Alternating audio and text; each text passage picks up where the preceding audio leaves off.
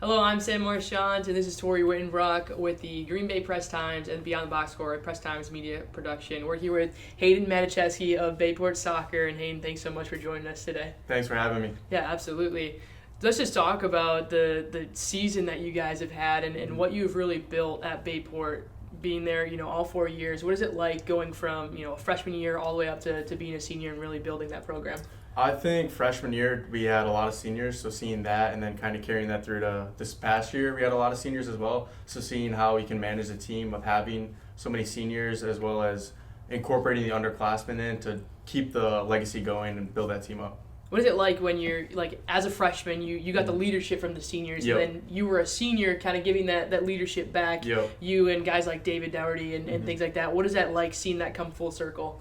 I think it was really cool seeing it come full circle, and especially being able to use the things that I learned from the seniors and give back to the team and give back to the school as a whole. Really teach the guys where to be and also just hang out with the guys outside of soccer, have fun as it is their first year of high school, and teach them that ways too. Going off of that outside of soccer, what is things that you like to do outside of soccer? Outside of soccer, I like to hang out with my friends like David, Yep. watch a lot of soccer too, especially with the World Cup over the past summer.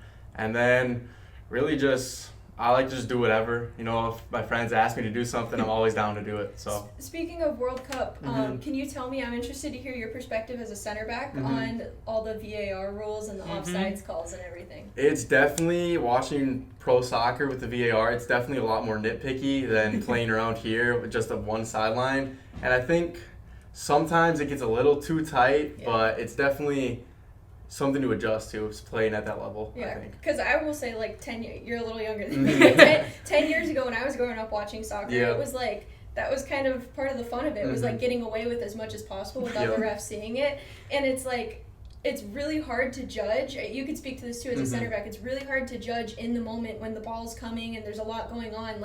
To be oh, he might be a fingertip past me or something. Yep. So I was a forward, so that's what I'm thinking of. Is when you start your run, you're trying to time it with when the ball is kicked, where the defender is, everything that's going on, what kind of run you're making, if you're going, making a through run or bending it. Yep. It's there's a lot going on to be able to be oh, my elbow was 2 inches past where he was. So They put the line out and it's really? And as a center back, you're that last line of defense, so Yep. it's there's a lot on the line. No pun intended literally. with that. Yeah, So. for sure. What has it been like developing throughout your career? You've gone from, you've played soccer pretty much your whole life and starting at a young age of 5. What has that development process been like? I think it definitely in my high school years, it's gone a lot more rapid.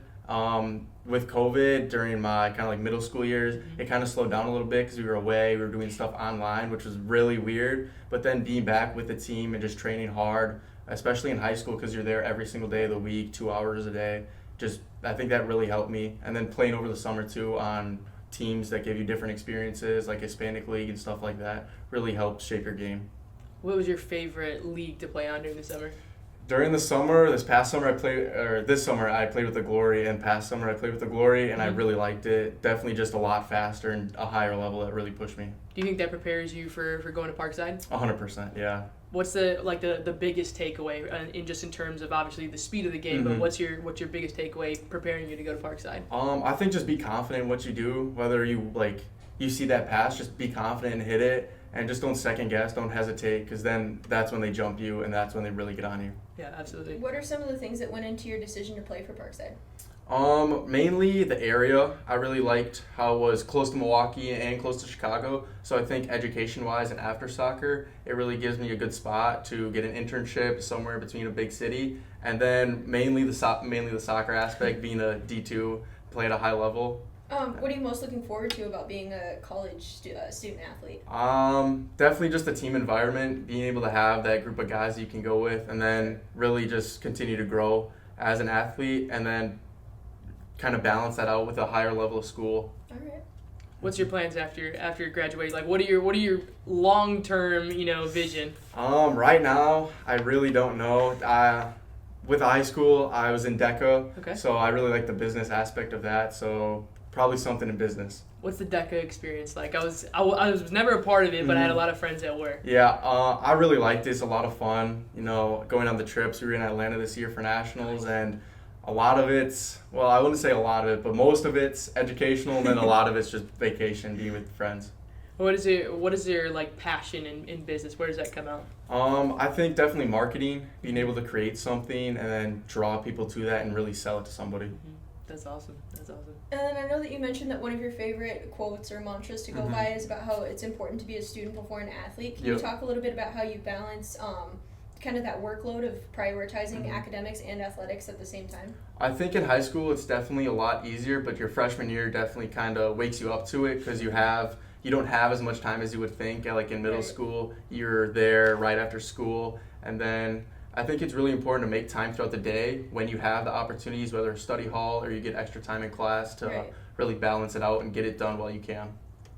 Yeah, absolutely. How's your family helped support you, throughout this whole process? My parents have really pushed me, whether extra trainings, they've been supporting me that way, being able to get me into things. And then my sisters have kind of, I would say, opened me more to the fun side of it and really pushed me to enjoy it. What's it like growing up with two sisters?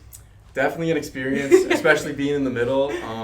My older sister, she goes to the University of Tennessee, so That's where my sister went. Really? Yeah, my family lives in Knoxville. Okay. So. Yeah, so this should be her last summer home for sure. She's getting her doctorate there. Oh, okay. And then my younger sister, she's going into her senior year, and definitely an experience seeing them two fight and then trying to stay out of it, getting caught in the middle of it sometimes. Whose side did you take? Was it more one than the other, or not really? Definitely play the sides. Gotta pick and choose for sure. Yeah. Just exploit it as much as you can. You're the brother, that's it. Yep. That's awesome. Any coaches or people outside of family that have really helped support you throughout this journey? Definitely my club coach at FC Wisconsin, Mark Baumbach. He really helped me within the college aspect of it. It's definitely different now with the transfer portal and all that stuff, so it was kind of scary going into senior year, not really know where I was going, but he definitely helped me work through that and get me in a spot where I wanted to be. What was like the process like for you going into senior year and not really having an idea? Definitely a little scary because I'm trying to go out there and perform for high school, but then also in the back of my mind be worrying like I still need to find somewhere to go. But then like there's so many colleges out there and there's a spot for everybody, so you just gotta take it in and go with the ride. How's it like trusting yourself and your abilities to get you to that point and then know like, okay, Parkside is the right fit for me outside of just athletics?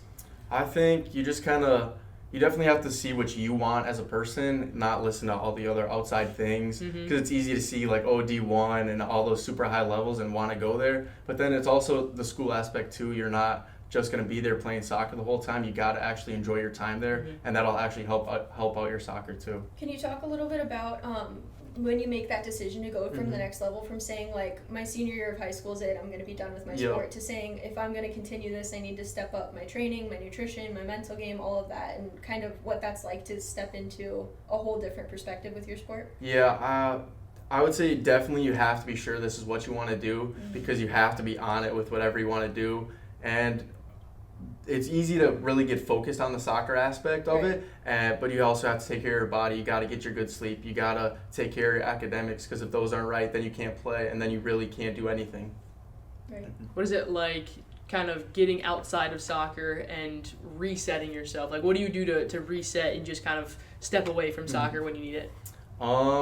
Definitely I like to be outside a lot, whether that's swimming, being with my friends, and then at night I do enjoy really watching movies. I like to watch movies, just kind of chill out and reset there. What's your like go-to genre of movie? Genre?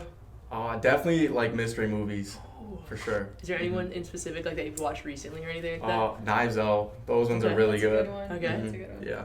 That's awesome. I know David was on here. He was talking about pickleball. And are you a pickleballer as well? Yep, for sure. We played a bunch of times, especially the past couple summers. We're always outside pickleballing it up. Are you guys at the Howard Commons doing is it like tournament style or something like that? Yeah, there's tournaments every Wednesday, yep. So are you running it with him? A couple times, yeah. Are you guys good?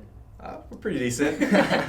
So what baffles me about pickleball is like I feel like as a college athlete, like you're pretty athletic, right? Yep.